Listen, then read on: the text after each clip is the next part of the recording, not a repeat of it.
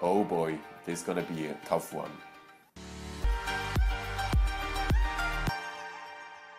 Welcome to How to Expat. My name is Sam, and our mission here at How to Expat is to help expats or soon-to-be expats to start their journey, avoid gringo prices, and settle down hassle-free. In this video, we're gonna compare Panama City with Cartagena. We will do the comparison in many little sections, and we don't really use statistics or numbers because here at How to Expat we don't really believe in numbers.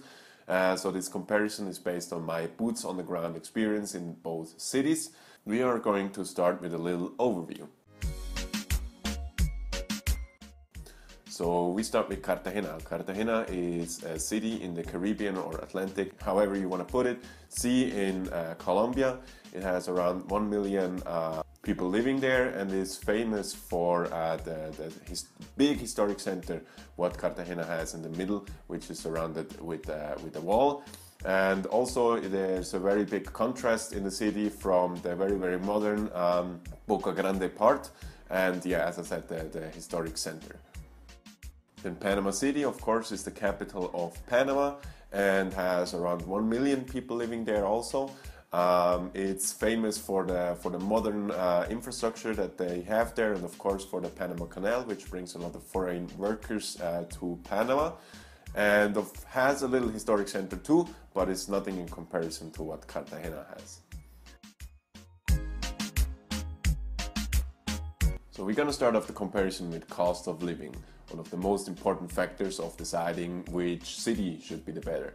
And this is arguably a tie. So in Panama City as in Cartagena you can get or many expats get an unfurnished apartment for maybe $1,000 to $1,200 US a month. And yeah, it's pretty much the same in both cities. A furnished apartment can go from 1,200 to let's say 1,500, especially if in Cartagena you want to live in the historic centers. Prices can rise very fast. So I would more or less compare the area of Boca Grande to the whole of Panama City. And the climate surely is a tie. Both lie on the same latitude or more or less same latitude, and yeah, have tropical, hot, humid weather. So both have a little breeze coming in from time to time. Both have let's say a heavy rainy season. So yeah, this is easily a tie from the climate they have.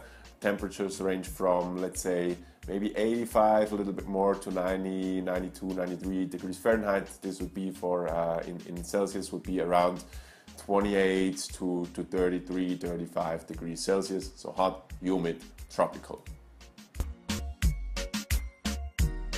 Then traffic. So like the whole comparison, traffic is very hard to compare because in Panama City you have the Avenida Balboa, which can be congested during rush hour, and also Cartagena during rush hour is quite congested, but they're not very bad. You just are delayed from like 20 to 30 minutes because the cities are not really too big in comparison to like other Latin American cities.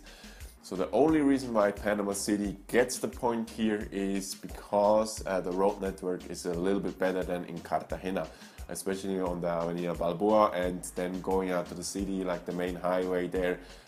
Yeah, and all around the roads are just in a little bit better shape than in Cartagena. Then safety, who would have guessed? Another tough one. So of course, if you look at crime statistic and stuff like that, Panama City will probably win this point. But for my boots on the ground experience, both cities are the same. Let me explain you why. Because in Cartagena you have a lot of very nice areas, and you have a lot of very poor areas.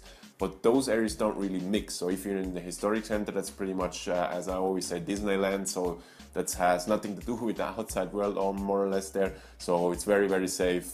Inside of there are many, maybe a little pickpocketers, but very safe. And in Boca Grande also, it's a peninsula, so you have no really chance to get bad people from the outside in. It's very enclaved, let's say, and yeah, it's very, very safe. Of course, if you go outside of the main expat tourist areas, Cartagena has a security problem, but where most expats will mingle around, it's not really too bad. And for Panama City, it's more or less the same thing. So you have the Avenida Balboa with the skyscrapers and everything like that, and the El Cangrejo district, which is very, very safe. And I would say probably the city as a whole is a little bit safer, but in comparison to what your daily life would be in those kinds of city, it's arguably a tie again. Then health. So this is pretty easily going to Panama City, because Panama City has just more upscale, or let's say more better modern hospitals all around in Cartagena, so no questions asked. This is probably the easiest point to give to Panama City in this comparison. So yeah, Panama City beats out Cartagena in regards to healthcare. So what about things to do? So this clearly, easily goes to Cartagena, because this is where Panama City is a little bit disappointing, especially for me as a young, active person. It does not offer a lot of things to do. Of course, you have the tourist attractions and anything like that, but yeah, you can go out into clubs. You have some nice restaurants in El Cangrejo district, around the Avenida Balboa or Calle Uruguay, but it's not really too big. So, and Cartagena is the complete opposite. So that's why we're gonna give Cartagena for that 2 points instead of just 1, because it has just so much more to offer. You can go to the historic center, which is really big and beautiful. You have a lot of restaurants in there. You have a lot of nightlife activities in there. You have a lot of street artists. You can go to the Caribbean, or you're in the Caribbean. You can go to nice beaches. You can go on a boat trip and discover some islands and everything like that, which, yeah, Panama City does not even have a beach. So this is, yeah, really easily the point goes to Cartagena, and that's why we're gonna give Cartagena 2 points for that. Then food, I would say this point not easily, but goes to Cartagena as well, because in the historic center you have very, very nice restaurants. In Boca Grande also you have nice restaurants, you have your KFC and your McDonald's also, and yeah, Panama City just doesn't offer that kind of variety. Of course, like I said, you have some neighborhoods like with the things to do that you can go, and they have some nice restaurants and stuff like that.